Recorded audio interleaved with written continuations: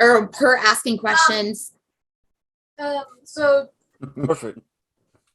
I need to fix my camera. Dr. Wasabi called and changed your medication. I got it ready for you. I love you, Mom. Now open mine. What was I saying? This part of the script.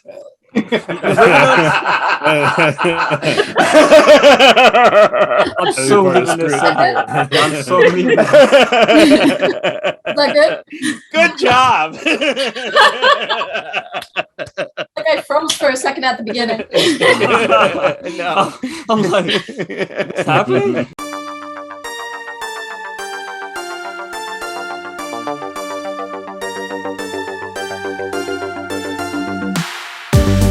What's up, Horror Fiends?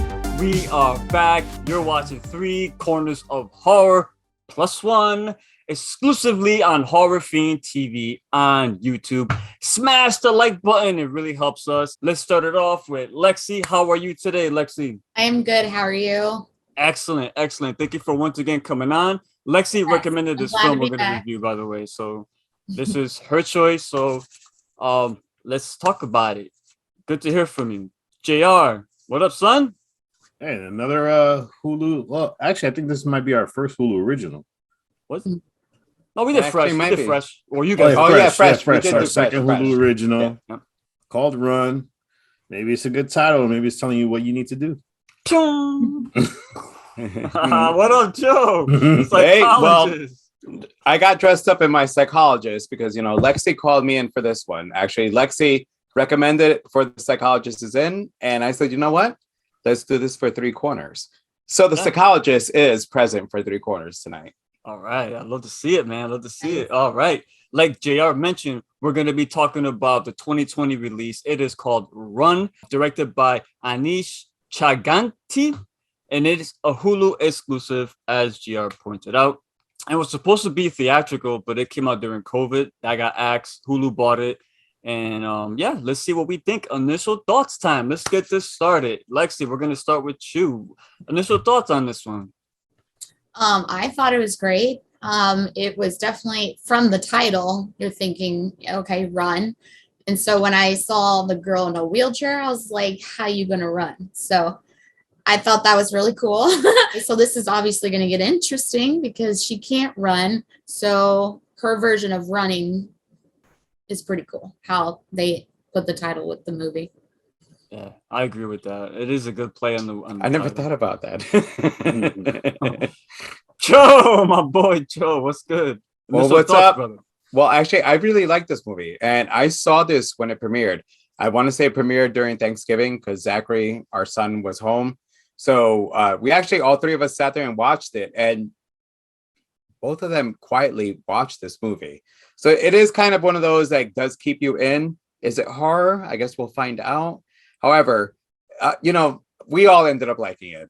I mean, and I love Sarah Paulson. I mean, that woman can basically like act a lemon and she does a good job. JR, you ready for Obi-Wan over there, son? I'm waiting for Obi-Wan. Can't What wait. up, son? Can't wait Yeah, for no. the return of Darth Vader, though. Digressing, but I can't wait for you. I can't wait myself. So it's a movie about a young girl with various ailments and an overprotective guardian that will do anything to keep her close. Hey, Sarah, like Joe said, Sarah's Sarah. She could do anything she wants. It's a slow build of Chloe, basically finding subtle hints, you know, but is there like a false label or prescription in the recipe of the film? And the funny thing is, it's the second Hulu project that has to do with Munchausen syndrome. They had a series called limited series called The Act, which was got rave reviews.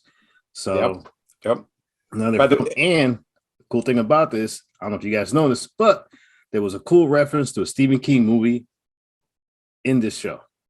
Ooh, let's try and figure it out. Don't say it. You know, Joe? Well, this was also Hulu's #1 when it came out. It was Hulu's #1 movie since it streamed original movies. Like this was a big hit originally when it came out. I forgot what was the Stephen King reference though. We'll figure it out. What? We'll have to. I think I know. Oh, you want son? I know it. I got So, that in my notes anybody? actually. Huh? Well, the only person I could think about in a wheelchair is from Has Dolores nothing to do Nah, with it. chill. You guys got me good with this one. I don't go into movies. I don't look up descriptions or synopsis, or I don't see who's in it. I just, if you're gonna recommend a movie to me, or we're gonna watch it, I'm gonna watch it. First thing I noticed, PG-13. You hate those. those. All right, okay, that's okay, because there's been some good ones, obviously. Then I see a woman in a wheelchair in the picture. I'm like, oh, a disabled person. Oh no. Then there's a sick person. Oh no. Like my anxiety is going off the rails here. But what I saw was a very, very entertaining film. I really had fun with this one, from beginning to end. And it pays not knowing nothing about the film, because the mystery, I was so engrossed in it. And it gave me kind of a misery feel to it. That's the kind of vibes I got from the film. So Yep. I really enjoyed it. So off the bat, enjoyed the film. So with that being said, let's discuss this film right now. What's your favorite moment in this film? For me personally, I had to kind of like pick and choose, because there's a few moments on there. We're gonna start with Lexi. What jumped out at you? Like, what is a moment that if someone came up to you who hasn't seen this film, they want to know what you liked about it? What stood out? What's that moment for you? My favorite moment was possibly like you said, there was a bunch of moments that I liked, but my favorite had to be the scavenger game. So talking about, or her asking questions. So Perfect. I need to fix my camera. Dr. Wasabi called and changed your medication. I got it ready for you. I love you, Mom. Now open mine. What was I saying? This part of the script.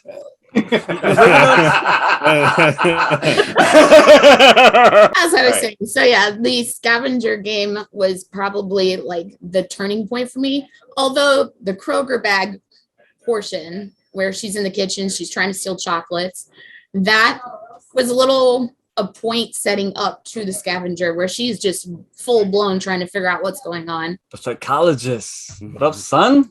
What's up? So for me, I liked when she found out about herself, when she got locked up in the basement and she starts looking through things. When the movie started, it was with Diane giving birth, and then she asked if she's going to be okay. And then it cuts. And then it goes to her being, basically a teenager now. We get to find out that the actual Chloe had died. And then we got the newspaper clippings showing that the parents were missing their child. And not just that, but Chloe finds that one picture showing her walking, or basically running, because once she lifted off that Post-it. Yeah. But what I liked about the scene, though, Halle Berry won her Oscar, if you watch that movie, was for all the acting that her face actually did. It wasn't her words. And in that scene, when Kiera, I think that's the name of the actress, while she's looking through everything, you saw, she didn't have to speak. Her face just kept reading just how much impactful every little thing she kept finding. Yep. So I found that, honestly, this girl doesn't have a big resume for acting. So facially showing and expressing everything that your brain is thinking is really hard, and my face speaks for itself. So that's why I love that scene. Beginning sequence. I mean, how could you not like the beginning sequence? That was sad. It was not only foreshadowed everything. Think about it. You had the child basically being resuscitated, trying to be brought back to life. You had the scene where, ironically, they're bringing a wheelchair to Diane, Sarah Paulson's character, and then you have her in the room, sitting there wondering what's going on with her child. And then it cuts to her being brought into the room where the child's in the incubator, like Joe said, asking, is she going to be okay? Then it cuts to basically a definition of all these things, these health issues like arrhythmia, hemochromatosis, asthma, diabetes, paralysis. So it just gave you the whole foreshadowing of the movie in the first 5 minutes. She was sitting there on Google researching, and then she pulls back. And at the end of the hall is Diane just staring at her. Oh yeah, that was a good one. If there was anything horror, that was probably the horror sequence there. For me, JR, kudos. I don't want to say you stole mine, because you didn't. You would share it. that's my favorite moment too, because like you said, to me, that's the only horror aspect of the film. Not that it's taking away points because of that, but when she pulls her chair back and you see Diane and the table behind her, just in the shadows, just staring at her. That shit was scary, man. I found that so creepy. And the fact that she went out of her way to really get down to the internet to find out, and her mom was always 2 steps ahead of her, man, all the time. Yeah. That scene was dope. And I also love the scene too so much. It's a little when she's trying to figure out the pills. So nothing goes right for Chloe. There's no internet for one. Internet's gone. She calls the pharmacy. She thinks she's got it in, but then they think it's the mother. She hangs up. So she calls 411. I forgot all about 411, by the way. I mean, come on, guys. Like, we all, I know us three did it. Lexi may be a little too young for that.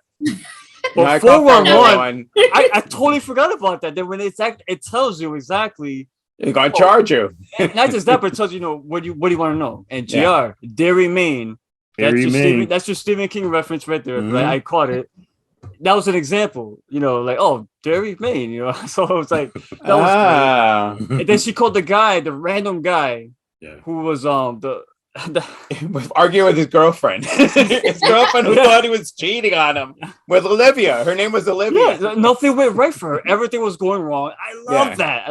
That was fun fact. That's the actor from Spider-Man. The newer Spider-Man film. He plays Flash Thompson.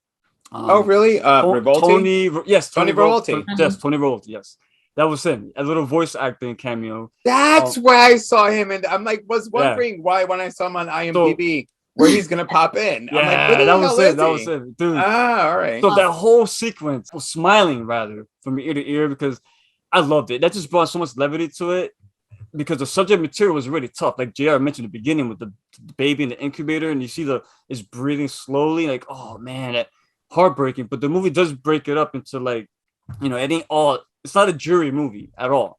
Even when it deals with a handicapped person, Chloe is so like strong, and she never uses her handicap as a crutch or to feel sorry for her. I think that was great. I love that. Did you notice like she had everything figured out for Chloe? She had a whole refrigerator out in her garden, basically. She had her own little island out there to isolate this child from being found out. No, she wasn't allowed an iPhone for her research. She had their own little world within that household. Yeah. From the garden to having the wheelchair to having to basically poison her her whole life to crazy. Keep her where she needs to be. GR, you mentioned it. What's the name of that illness? Munchausen by proxy. The first time I heard of that was by Eminem. Skeletons in my closet. I was like, what the hell? No, because Munchausen, I know what it is. Next one, I know. Well, there's two of them. This movie dealt with by proxy. Well, the psychologist will handle that one for us. But that's the first time I heard it. When I saw it here, I was like, oh shit! I know there's probably others out there, but me, it's the first time I seen an adult in the film. That was pretty cool. All right, while Joe drinks his water, pros and cons. I know this is our favorite part. Lexi, we're gonna start with you here. Pros and cons. What you didn't like, and if it was anything you didn't like, please let's share. Here. Honestly, I can't find one thing. I was thinking about it because I knew this question was coming, but I could not find one part that I couldn't like because every single moment, scene was absolutely important and that's what I was saying about the buildup, because everything, like I said, from the garden to her being the scavenger hunt at the pharmacy to the very end, and I don't want to say too much, but that ending is extremely important. How, I guess I want to call it sweet revenge. Well, we'll do spoilers here, so you could. Yeah, we could do spoilers. Don't worry about that. Okay. If somebody's watching this, they saw the movie already. They're not. Yeah, you should have watched it. I could have sworn I've said it a couple times in the episode. Okay. Watch the movie before you watch us, because obviously we're going to talk about the movie. Yeah. But yeah, spoilers are good here. So yeah, the ending was just the best way you could end it. Yeah. When she falls, I don't know if she breaks anything or you don't know how long she's in prison at the end. I thought she was dead, honestly, man. I thought Yeah. Did she break her back in that fall? Did she break her neck? And she's paralyzed. Her legs is are all paralyzed. messed Yeah. up. Yeah. And the horring look she has of herself at the end, she looks completely different. Yeah. Definitely different. She was in that crazy mom look where she looks like she's on her deathbed. Does she look haggard, Joe? She looks haggard. Yeah. She looks haggard. But I honestly can't name one Yeah. con. I think the whole thing was just absolutely excellent. It's good. How about you, Joe? All right. So me, my pro, honestly, is Kiera Allen. She's disabled and she did an amazing job. I have said this before and I'm probably going to repeat again in other movies that we do as far as social stuff. But, she's the disabled person that showed that she can act. And actually, she acted better in this horror movie than some of the horror movies. I'm not going to lie. I know I figured that out after the fact when I did research for this, for this video, and with IMDb, and when I was watching the film and the way she moved around the wheelchair, I'm like, damn man, she's got some skills, and that's why. That's what I'm saying. She did a good job, and actually, it shouldn't. I don't know how I can properly say that. She did a great job, regardless of her disability. The scene where she climbed out onto the roof. Yes. Let me tell you something. Yes. I have legs and I've tried to climb out to do that whole thing sitting and my legs shake. I'm worried I'm going to fall off. So I couldn't even imagine being disabled and trying to attempt that, Right. And she did it. But the way it was shot, they specifically had it from the outside looking in. And every time she would move, her legs went closer and closer towards the edge. And if you ever tried doing something like that, that really does happen. Like when you're moving, you do slide off that thing. Yeah. But we have control of our legs that we can bring them back up. I'm afraid of heights. She can't. That scene the thing me. is, she can't actually bring her legs back No. up. We all can when that happens to us, we're like, okay, hold on, and move And them that's back. what made it more intense. Yeah. Yes, I love the Munchausen by proxy. You talked about and I can't remember the name of the series that it actually starred. The Act. Patricia Arquette, she's one of my other favorite, can do no wrong with me. But it's one of those few and far that are done. And I actually thought in this movie it was well done because when you showed her in the group, basically having to deal with the fact that her daughter is going to be leaving, even though she was going to keep her daughter there, but it showed you Munchausen by proxy perfectly. My con, honestly, I would have liked to see her kill some more people. When she found the clip of her parents, maybe we could have had a little flashback of her mom having killed the parents just to keep them from looking for her. I wanted to see the lengths that Diane was going to go to keep her daughter. The only moment that we saw that was when she what was it, the mailman or delivery guy? The delivery guy. Yeah, that's about it. Mailman? So to add just Mailman. That's what I meant. Mailman. Delivery guy, mailman. Just to add a little bit more horror to this, I would have liked to seen the lengths that she would have gone to keep her child, because that's what she was trying to do, is basically keep her child at home. JR. What up, kid? Talk to us. Don't get nervous, y'all. No, for me, I could tell you like this one. You like Sarah Paulson and Kiera Allen. They were good. They had great chemistry. Each of the scenes they had together was very believable. Cinematography, once again. I mean, there's that excellent scenes. The scene where she got shot and she fell down the steps. For some reason, I think she got brain damage, to be honest, because she was sitting there almost looking like a vegetable in certain aspects. But being the fact she couldn't speak, so you mean Diane? Diane, because I took it that she visited her every year. She has to, bro. If you notice when she fell, the pool of blood that was coming out of her head. Yeah, so I took it she had brain damage. She was like a vegetable mode. Good shout, yeah. I agree with Joe. My knock on this film, and I think it's kind of iffy when you put this in the horror genre. I think this is more like of a thriller. It is a thriller. It's a thriller. Yeah. It is for me. The one scene two things I want to see. I agree with the flashbacks. I think the fact that she sat down and drank wine every time she watched footage of Chloe, down in the basement, I think it was. Yeah. Where she would go there, just drink and watch, Was it a projector? Yeah. At those moments, It's always a projector. it would have been perfect flashbacks in those scenes. Yes. Not, you don't have to show every single thing that happens, but maybe a slight, like almost like a peek into violence, and then stop it. Now, the one person I thought she should have killed, which would have been a perfect horror thing, is now imagine if after she brings Chloe home, she goes back to the pharmacy at night, and while the lady's stocking up, here's Diane waiting for her because she's the one that could have ratted her out at any moment. Because even when she called her, talking about the medication, she tells her, "Oh, by the way, just tell her that this medication, even if I'm giving it to her, is not really going to hurt her." That's the one person that could have ratted her out. So why not take her out? So for me, I kind of wanted some kind of extreme. Well, notice she actually wasn't talking to the lady. She wasn't even holding her cell phone. She was practicing that phone call. So she actually never got to speak to that lady. But imagine she was down there in the pharmacy, though. Yeah. That would have just been a By lot the way, that when it was revealed she was giving her like dog medication, that just that blew my mind. And the fact that the dog medicine, the reaction it would give humans would be numbing of the legs and you lose your ability to walk. Holy shit. What would you, if you're Chloe and you live your whole life for all these, with this, the rashes, the puking, she's paralyzed, for crying out loud, and all that was just done to her as a lie. Good stuff, man. I like that. Go ahead, Joe. On the GR, sorry. No, I mean, watch The Act, because The Act is a very good like limited series, and it kind of well, it's based on a true story. It's based on a true story. But Yeah, that was a happening. 2020 and a Dateline story. Very, very like that's what I'm saying. This movie gave you an abridged version of The Act. Yeah.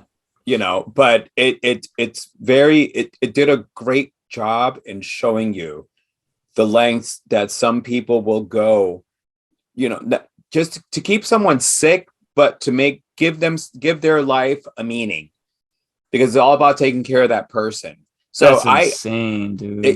Like I said, the movie did a great job in the subtlety of Munchausen by proxy. It wasn't like thrown in your face. No, it made such of a horror. If you didn't go look it up and realize what she was doing, you probably may not even had known the term, because if you realize the term never comes out in the movie either.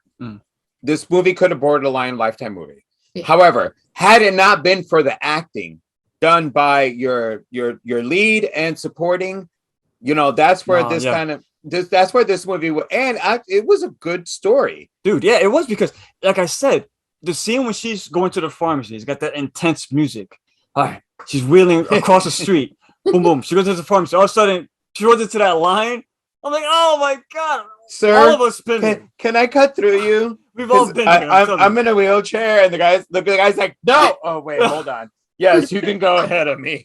She's like, screw that. I'm going to the front. Yeah. Like, you're in a rush to get medication. You go into the pharmacy. You all of a sudden, there's a fucking line out the freaking back. Like, oh my god! Like, I don't know why. And then the door opens to the store, and it's not the mom at first. No. That's when she showed up. That was a great too, though. When she popped up, I don't know, like, you know, because she was expecting. We knew she was going to show up. Yeah. However, when she still showed up, I was like, oh shit. Yeah. The pharmacist was a little too cartoony for my liking. Not for my liking. Let me not say it that way, but for the tone of the film, because it got, like I said, it was grounded, and then you get this character, and you're like, oh man.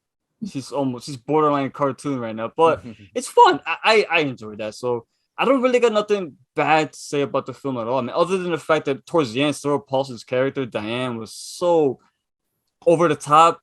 Like, the way she staged that alert in the hospital just to get Chloe out of there. You know, stuff like that. The thing is, but when she did it, it's not that hard to do. Like, no, it's not. Literally walk into another room, and you can pull out the heart leads on somebody. That's it. Lexi and I work with equipment that can make it sound.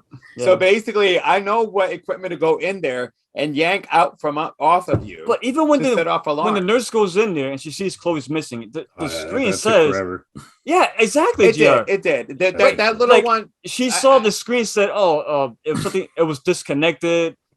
Doctors don't do that for one. They don't just disconnect you and just put. You know what I'm saying? So she was like, "Hey, They didn't want Yeah, to take her. No, someone took her. She ran Keep it out. their walkie-talkie with.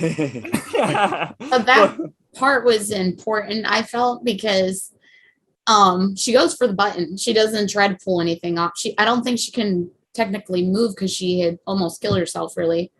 But notice when she wrote, the nurse finally found the note, Mom. Yeah, Mom. It kind of brought me back to your guys's old video of the movie Mom, and it's kind of written the same way. It was. And then I started thinking, there's a lot of similarities between the two, except I think the adult in that movie doesn't really like their child.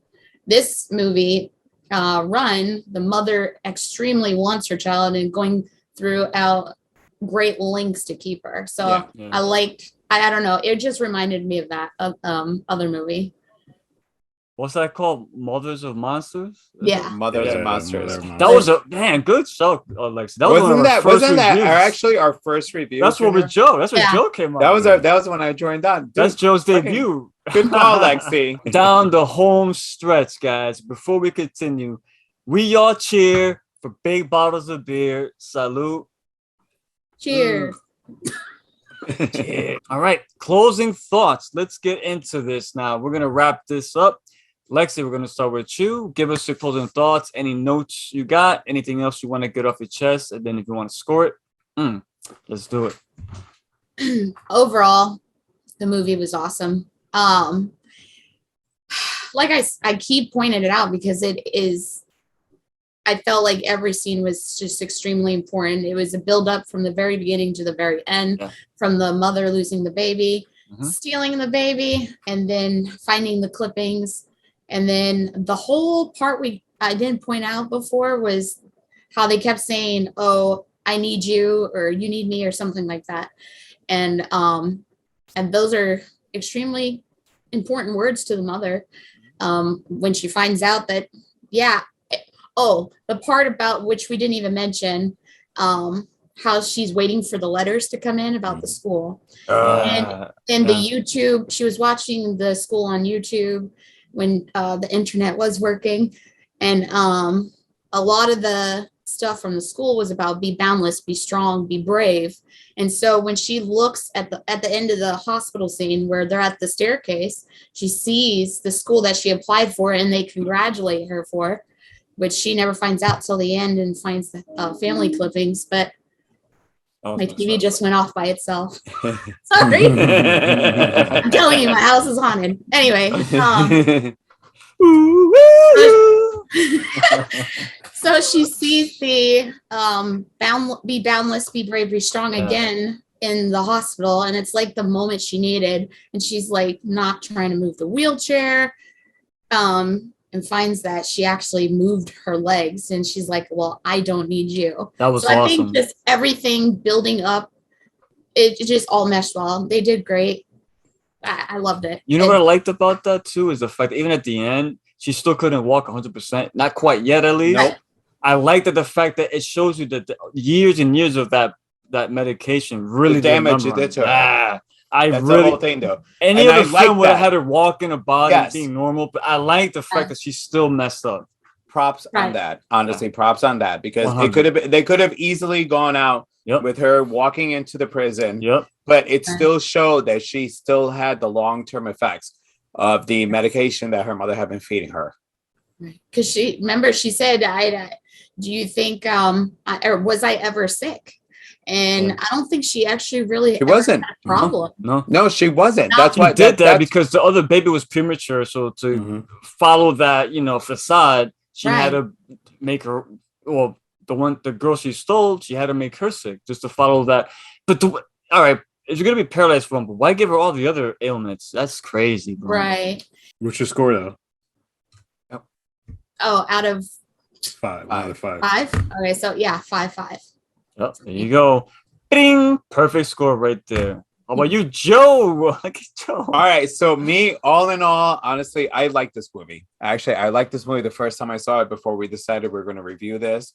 One of the things that I enjoyed was the fact that both Zach, I raised my son to watch horror movies. Adam kind of will watch certain things here and there. But what I noticed is that both of them were shut throughout the whole movie. And guess what? So was I.